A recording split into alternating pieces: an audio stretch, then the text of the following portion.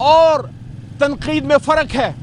لوگوں کی زبان بندی نہیں ہونی چاہیے. ہاں جو لوگ ریاست کے خلاف ہیں, جو اسلام کے خلاف یا ہمارے اداروں پہ حملہ آور ہوتے ہیں, اس کے خلاف ہم سب کا بیانیہ ایک ہے. لیکن ہمارے بے گناہ سوشل میڈیا ورکرز, جس طرح ہماری لیڈرشپ ہے, ہمارے جو کارکنان دفتر سے اور ملازمین گرفتار ہوئے ہیں. رفیق بیچارہ بلوچستان سے وہاں 30-40 ہزار کا ملازم ہوگا, اس کو آپ نے کیوں گرفتار کیا ہے؟ اس کے ساتھ ہمارے الوی ہیں, عارف الوی صاحب نہیں, ہمارے دفتر میں ہمارا ایک بھائی ہے الوی, اس کو اٹھایا گیا ہے. جس طرح آپ نے راشد بھائی ہمارا, میں تو جب سے پی ٹی آئی میں ہوں میں راشد بھائی کو دیکھ رہا ہوں, جس طرح آپ نے راشد بھائی کو اٹھایا ہے, کیا ظلم ہے. وہ تو ایک تحریک انصاف کا ایک بنیادی کارکن ہے, نہ ایم پی ہے, نہ ایم این اے ہے, نہ اس کا سوشل میڈیا سے کوئی لینا دینا ہے, نہ وہ بیچارہ ان چیزوں کو سمجھتا ہے. پھر رضوان کو آپ نے اٹھایا ہے, اس کی بوڑھی ماں ہے, اس کے بچے ہیں, رضوان کو 20 دن سے زیادہ ہو گئے, کوئی اس کا تھا پتہ نہیں ہے. اور پھر رؤوف حسن 75 سالہ کینسر سروائیور, آج آپ کو دہشت گرد بھی نظر آ رہا ہے, آج آپ کو پتہ نہیں وہ کیا کیا نظر آ رہا ہے. اصل میں اس کا گناہ یہ ہے کہ وہ لگی لپٹی رکھے بغیر عمران خان صاحب کو سپورٹ کرتا ہے, اور وہ کھڑا ہے عمران خان کے ساتھ. میں سمجھتا ہوں رؤوف حسن صاحب کو رہا کیا جانا چاہیے, اور اسی طرح ہمارے بے گناہ کارکنان اور دفتر کے ملازمین جن کو اٹھایا گیا ہے, اس سے ریاست کی کوئی خدمت نہیں ہوگی. جو بچی عروبہ کو اٹھایا گیا, آپ مجھے بتائیں, چھوٹی نہتی بچی سے ریاست کو, حکومت کو کیا کچھ سنگین خطرات تھے؟ عدالت نے چھوڑ دیا, کیا عزت رہ گئی آپ کے منہ پہ؟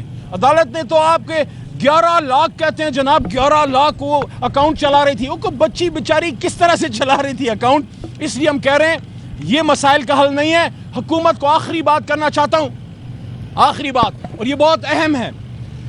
عمران خان صاحب نے اس کو آج واضح کیا, میں موجود تھا, انتظار پنجوتھا موجود تھے, بیرسٹر سیف موجود تھے. عمران خان صاحب نے کہا ہمارے آج بھی وہ مطالبات ہیں, اسیران کی رہائی, عمران خان نے کہا, اور ہمیں ہمارا مینڈیٹ واپس دیا جائے. مینڈیٹ جب واپس ملتا ہے اس کے بعد نئے الیکشن کی طرف جانے کا سوچا جائے گا.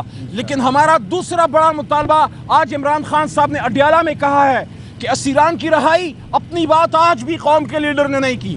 عمران خان نے اپنے منہ سے لفظ عمران خان نہیں نکالا, اس نے آج بھی اپنے ورکر کی بات کی ہے, اس نے آج بھی اپنے خواتین اسیران کی بات کی ہے, اور اس نے یہ کہا ہے کہ ہمیں ہمارا مینڈیٹ واپس دیا جائے. اس لیے مصدق ملک صاحب جو حکومتی وزیر ہیں ان کا, اور یا جو خرم دستگیر صاحب, ان کی طرف سے بھی مذاکرات کی بات ہوئی.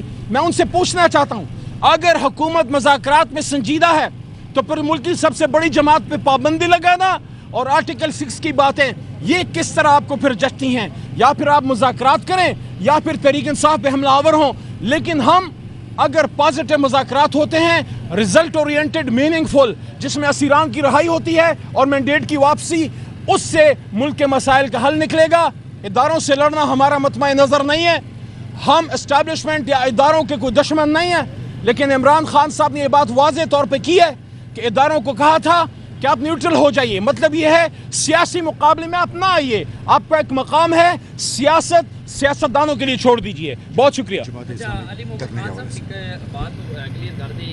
آج پانی پی ٹی آئی نے یہ کہا ہے کہ وہ 9 مئی کی جو انہوں نے احتجاج کی کال دی تھی وہ اپنے موقف پر قائم ہے, جبکہ آپ کہہ رہے ہیں کہ ایسا نہیں ہے. ایک تو یہ بتا دیں, دوسرا انہوں نے جماعت اسلامی میں دھرنے کی شرکت کرنے کا آج اعلان کر دیا ہے. انہوں نے کہا میرے تمام کارکنان اور میری لیڈرشپ جو ہے وہ جماعت اسلامی کے دھرنے میں جو ہے شرکت کرے گی.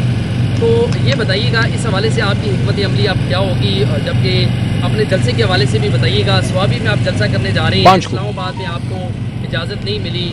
خان صاحب پھر یہ کہہ رہے ہیں کہ ہمیں اگر اجازت نہ ملی تو زبردستی ہم جلسہ کریں گے. دوسرا سوال یہ لے لیں کہ آج انہوں نے کہا کہ ہم فوج کے ساتھ مذاکرات کرنے کے حامی ہیں, اور فوج اگر اپنا نمائندہ مقرر کریں تو ہم مذاکرات کرنے کے لیے تیار ہیں. پھر آپ الزامات بھی لگا رہے ہیں, مذاکرات بھی کرنا چاہ رہے ہیں, تو یہ کیسے صورتحال بہتر ہوگی؟ 3 بڑے بنیادی بھائی آپ نے سوالات پوچھے ہیں, 4 بلکہ آپ کا شکر گزار ہوں. بعض اوقات سوالات سے بہت سے ابہام کلیئر ہوتے ہیں. 9 مئی کا سب سے اہم ہے, اس پہ عمران خان صاحب نے آج پھر اس کی وضاحت کی ہے اور کلیئر موقف دیا ہے, اور ریٹن میں ہمارا سٹیٹمنٹ بھی جو ہے ہمارے وکلا دے دیں گے کہ عمران خان صاحب 9 مئی کے دن زیر حراست تھے, وہ کال دے ہی نہیں سکتے تھے, اس لیے نہیں دی. اور 9 مئی کے حوالے سے کسی بھی جگہ عمران خان صاحب نے کسی کو یہ نہیں کہا کہ آپ فلاں جگہ جائیں یا یہاں جائیں یا وہاں جائیں. ہاں 18 مارچ کو جب ان کو گرفتار کرنے کی کوشش کی گئی تھی اور گھر پہ اس سے پہلے ہلہ بولا گیا، تب انہوں نے کہا تھا کہ آپ پیسفل احتجاج کیجئے۔ دوسری بات، جہاں تک جماعت اسلامی کا آپ فرما رہے ہیں، جماعت اسلامی کے دھرنے میں ہماری لیڈرشپ، آج ہماری 3 بجے پارلیمانی پارٹی کی میٹنگ ہے، خان صاحب کی احکامات وہاں پہنچا دیے جائیں گے، اس کے بعد وہ فیصلہ کریں گے کہ ہماری لیڈرشپ میں سے کون لوگ جماعت اسلامی کے حافظ صاحب کے ساتھ، حافظ نعیم صاحب کی بات کر رہے ہیں، اور اس کے ساتھ ساتھ سابق ان کے امیر سراج لالا، وہ سارے ادھر ہوں گے۔ وضاحت اچھی ہوتی ہے نا، پتہ نہیں کیا کا کیا بنا لے، تو وہاں جا کے وہ اس میں انشاءاللہ شرکت کریں گے۔ جہاں تک ثوابی کے جلسے کا تعلق ہے، تو ثوابی کا جلسہ انشاءاللہ پروگرام فائنلائز ہوتا ہے تو بھرپور ہوگا، اور لوگ انشاءاللہ دیکھیں گے، ایک تاریخ ساز انشاءاللہ جلسہ ہوگا۔ چوتھا ایک نکتہ اور بھی آپ نے پوچھا، آرمی کے حوالے سے دیکھیے فوج کے حوالے سے، اسٹیبلشمنٹ کے حوالے سے جو بات آپ نے کی ہے، ہمارا ادارہ ہے، عمران خان صاحب نے ہمیشہ یہ بات کی کہ فوج مضبوط ہوگی تو پاکستان مضبوط ہوگا۔ ہاں، پاکستان کے سیاسی امور میں اسٹیبلشمنٹ کے رول کے وہ ہمیشہ خلاف رہے ہیں۔ باقی ان سے اگر گفتگو ہوتی ہے، کوئی انگیجمنٹ ہوتی ہے جس سے غلط فہمیاں دور ہوتی ہیں، تو یہ اچھی بات ہے۔ بہت شکریہ جی۔ Thank you.